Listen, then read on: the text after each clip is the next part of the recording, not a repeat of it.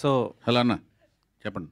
So question ఏంటంటే మొన్న ఒక లాస్ట్ ప్రెస్ మీట్లో అదే మీరు ఇంట్రడ్యూస్ చేసిన హీరో మీద ఒక కామెంట్ చేశారు. ఎవరండి? రామ్ గారి మీద. దేవదాస్ మూవీకి కామెంట్ నేను చేయలేదు, తమ్మునైల్ కామెంట్ చేసింది, ఏం కాదు.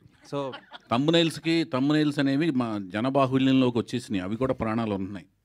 అవి ప్రాణం పోసుకుని, పురుడు పోసుకుని, ప్రాణం సంతరింపజేసుకుని అవి సో వికృత రూపాలే తిరుగుతున్నాయి మనుషుల మధ్యన, గోస్ట్ లాగా. సరే సార్, అలా నెగిటివ్గా బాగా స్ప్రెడ్ అయింది.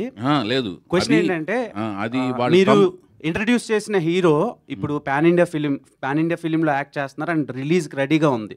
అసలు రాము, నేను పరిచయం చేసిన వెంకట్, ఆదిత్య ఓం, రామ్, సాయిధరం తేజ్, మీరు అడిగి చాలా మంచి పని చేశారు.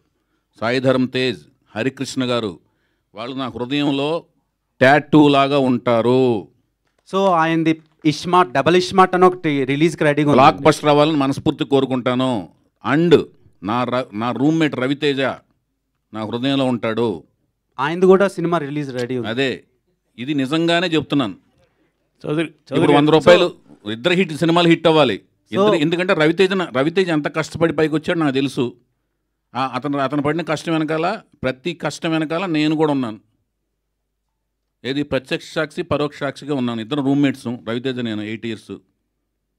ఓకేనండి. ఓకే. అండ్ మీరు చాలా సినిమాలు రిలీజ్ అది తమ్మునైల్ సరిగ్గా తప్పు పెట్టారు, రాముకి తెలుస్తుంది. అది తమ్మునైల్కి ప్రాణాలు పోసి ఆయన క్వశ్చన్లు సంధించకండి భయ్యా. సరే సార్, ఇప్పుడు మీ సినిమాల్లో లాహిర్లో నుంచి చాలా మంచి మంచి సినిమాలు ఉన్నాయి, ఫ్యామిలీ ఓరియంటెడ్ ఫిలిమ్స్. సో ఇప్పుడు రిలీజ్లు హవా నడుస్తుంది. ఓకే. సో మీ సినిమాల్లో రిలీజ్ చేయాలంటే ఏ సినిమా రిలీజ్ చేస్తారు?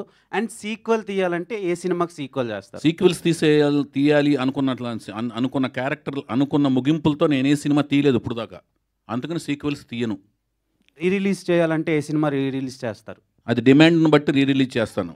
డిమాండ్ వస్తే రిలీజ్ చేస్తాను. డిమాండ్ రావడం అంటే ఏంటంటే, ఎవరిని వచ్చి బాబు మేము ఇంత డబ్బులు ఇస్తాం, మీరు ఇస్తారా అంటే రిలీజ్ చేస్తాను. మీ సినిమాలు రిలీజ్ అవ్వడానికి ఎందుకు ఇంత టైం పడుతుంది? ఇంత లేట్ ఎందుకు అవుతుంది? నేను ప్రేమ వివాహం చేసుకున్నాను. నా పేరు మీకు కనిపించేది వైవిఎస్ చౌదరి, కథా స్క్రీన్ప్లే నిర్మాత, దర్శకత్వం. ఓకే. తర్వాత నాకు కనిపించేది వినిపించేది వైవిఎస్ చౌదరి, ఎన్టీఆర్ వీరాభిమాని. ఈ రెండింటికి మధ్యన నా పేరు కుటుంబరావు. అర్థమైందా? కుటుంబంతో పాటు సరదాగా ప్రయాణిస్తుంటాను. సార్ ఫ్యామిలీ గురించి మాట్లాడుతున్నారు కాబట్టి ఒక క్వశ్చన్.